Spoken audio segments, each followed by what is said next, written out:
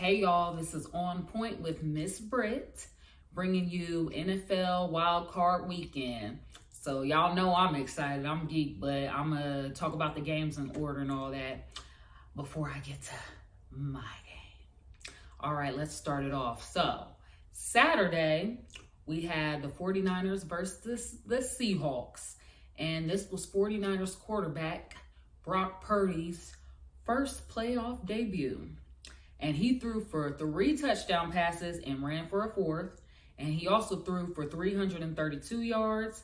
And that is the second most ever for a rookie in the playoffs. And he's the first rookie quarterback ever to account for 4 touchdowns in the playoffs. So, ever since he became the starting quarterback, they just been winning. So whatever they doing in that system, keep it up. And they will be facing off against them Cowboys this weekend for the divisional round, and I'll get to the Cowboys game later on in this video, but it should be exciting. All right, so Brock Purdy connected on a 3-yard pass to Christian McCaffrey in the first quarter, and then he converted a 1-yard sneak in the third, and a 7-yard touchdown pass to Mitchell early in the fourth.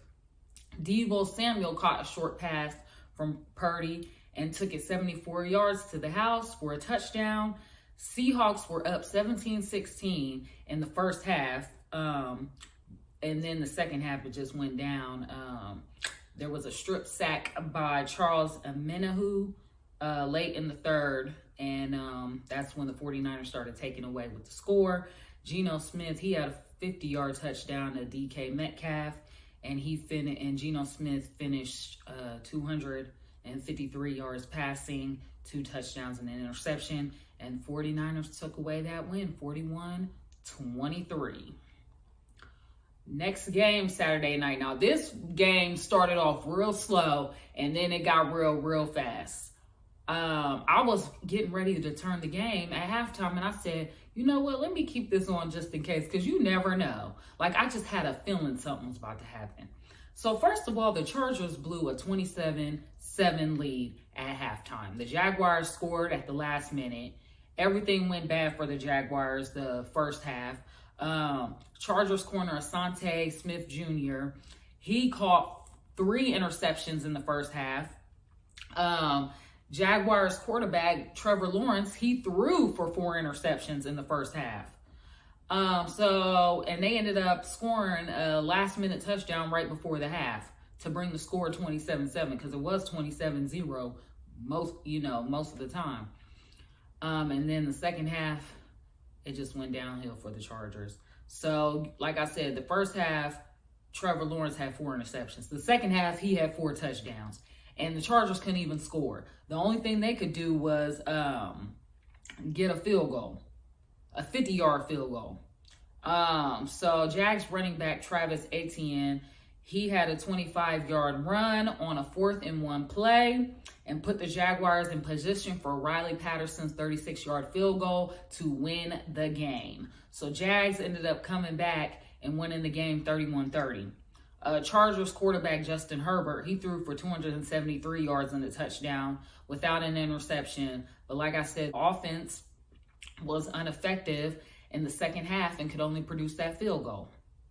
So I know all the Charger fans, they upset about that one because they really blew. I mean, that's worse than the Falcons. All right. Now Sunday, this is where the exciting games came on.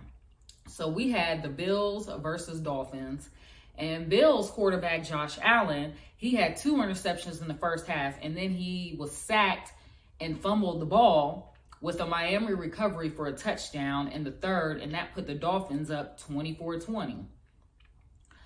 And then Josh Allen threw 2 touchdown passes over a span of 3 minutes and 11 seconds, with Cole Beasley scoring the go-ahead touchdown with a 6-yard catch. But before that, Gabe Davis extended the lead to 34-24 with a 23-yard touchdown reception. And then the Dolphins, they came back when running back Jeff Wilson Jr. had a 1-yard touchdown run to bring the score within 3 to 31-34. The Bills defense was able to stop the Dolphins' third string quarterback Skylar Thompson on a 4th and 6 try to try to tie the game when a pass was intended for tight end Mike Gesicki was incomplete. So the Bills ended up holding off the Dolphins, and they stopped them on 4th and 6. And then the Bills got the ball back and ran out the clock, but Devin Singletary made a 70-yard gain on 3rd and 7th, and they were able to win the game 34-31. All right, now the game for me. Everybody really thought we were going to be one and done, and we was going home. But sorry, suckers, we still here. Y'all still got to hear my mouth. And it's so funny because I already knew we was going to beat them. First of all, the last time we played them during the regular season, we only lost by a 61-yard field goal. So I knew we weren't going to make the same mistakes twice. We was going to come out there and play, and we was going to swing it. And that's exactly what we did. We went hard, and that shut all y'all up. And yes, this is our first playoff win in 11 years. But guess what? 11 years ago, we won the Super Bowl. So I don't even want to hear it. It's not like we the Cowgirls. I mean, how many playoff wins do they got in 25 years? And the last time they won the Super Bowl was in 97. Or 96, one of them. I can't remember. Because it's been that long. Okay, moving on, because it ain't even about them. It's about us. It's about the New York Giants. New York Giants versus Minnesota Vikings. So, Giants quarterback Daniel Jones, he passed for 301 yards and 2 touchdowns and ran for 78 yards in his first career playoff game. He became the first quarterback in NFL history to hit 3 thresholds in the postseason: 300-plus yards passing, 70-plus yards rushing, and 2 touchdowns. Giants running back Saquon Barkley, he rushed for 2 touchdowns, including the tiebreaker midway through the 4th quarter. And we were up going into the 4th quarter. And all we needed to do was get a first down and run out the clock. And I have to bring this up. I really do. So Darius Slayton, he drops the ball on a short pass on 3rd and 15. So Minnesota ended up getting the ball back. And they got blessed with a roughing the passer call, which was bullcrap, because when Dexter Lawrence sacked Kirk Cousins, he made sure Kirk Cousins landed on top of him. So, what was he supposed to do? So they got blessed with a first down. So we needed the defense to make a stop. And here comes Kirk Cousins, the Kirk Cousins we all know. He ended up throwing on 4th and 8, a 3-yard pass. And it was over. Like when all game, when they converted on 3rd and long, he threw it deep. But he threw 3 yards on 4th and 8. I didn't understand that. So yeah, they ended up losing. Not my problem. They ended up losing, and we beat them 31-24. And we are moving on to the divisional round. And yes, we are playing the Eagles. And yes, everybody's saying it's going to be a blowout, but it's not. Okay? Stop sleeping on us. All right, next, moving on. All right, Bengals versus Ravens. So, Bengals kicker Evan McPherson, he kicked a 39-yard field goal in the first quarter. In the second quarter, Jamar Chase had a 7-yard touchdown catch, and the extra point was missed. Then the Ravens responded with J.K. Dobbins' 2-yard touchdown pass from Tyler Huntley, and the Ravens were able to take the lead before the half, 10-9, with Justin Tucker's 22-yard field goal. Second half, Joe Burrow had a 1-yard touchdown run into the end zone with a 2-point conversion to T. Higgins to put them up 17-10. And then the Ravens, they were facing 3rd and goal at the 1. So all they had to do, quarterback sneak, get it in there with about 12 minutes left. So Huntley tried to go over the top of the line for the go-ahead score, but he was stood up by Jermaine Pratt and stripped by fellow linebacker Logan Wilson. Then Sam Hubbard recovered that fumble and took it to the house for 98 yards for a touchdown. And y'all, it had me cracking up because you could tell Sam Hubbard was running out of breath and he was looking behind him and he was getting chased down and he looking like, is one of these blockers going to block for me? Like, he's all up on my butt right now. But so shout out to Sam Hubbard. He really, and then he had to get an oxygen mask because he could not breathe after that 98-yard run. That had me cracking up. So that ended up putting the Bengals up, and the Ravens tried to tie the game, and they drove the ball down to the Cincinnati 17 in the final minute. But Kevin Zeitler was flagged for holding, and Huntley threw an incomplete pass to the end zone on the final play. So Bengals won 24-17, and they are moving on to play the Bills. And I heard some controversy this morning that they are really trying to sell Chiefs and Bills tickets. Like, how disrespectful to the Bengals. So the Bengals got more, they about to come out swinging. Like, that's so disrespectful.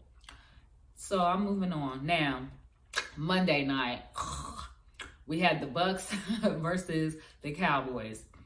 And you know what? Yes, they played a weak Bucks team, but Dak, he looks good. So Dak Prescott, he played the best game. He played his best game. He threw for 4 touchdowns and ran for another. He threw for 305 yards, and he had no interceptions the first time in 8 games. And Dalton Schultz, he had 2 of those touchdown passes in the first quarter with the 22-yard catch and 11-yard catch.